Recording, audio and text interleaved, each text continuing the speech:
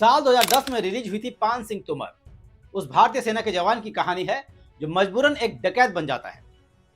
Film में बताया गया है कि कैसे सेना में रहते हुए पान सिंह तोमर ने एक एथलीट के रूप में देश का नेतृत्व किया। 1950 और 1960 के दशक में 7 बार भारत के लिए राष्ट्रीय स्टेपल चेज में चैंपियन रहे और 1952 के एशियाई खेलों में भारत का प्रतिनिधित्व किया। वहीं रिटायरमेंट के बाद पान सिंह तोमर अपने पैतृक गांव लौटता है, जहां उसके रिश्तेदार भ्रष्ट अफसरों की मदद से उसकी जमीन पर कब्जा कर लेते हैं। और जब पान सिंह पुलिस में शिकायत करता है तो बंदूकों से पान सिंह तोमर के परिवार पर हमला कर दिया जाता है।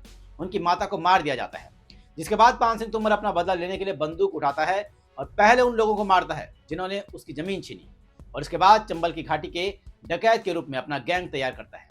जिसके बाद पान सिंह का आतंक बढ़ने लगता है और 1981 में 13 घंटे तक चली एनकाउंटर में पान सिंह तोमर को मार दिया जाता है।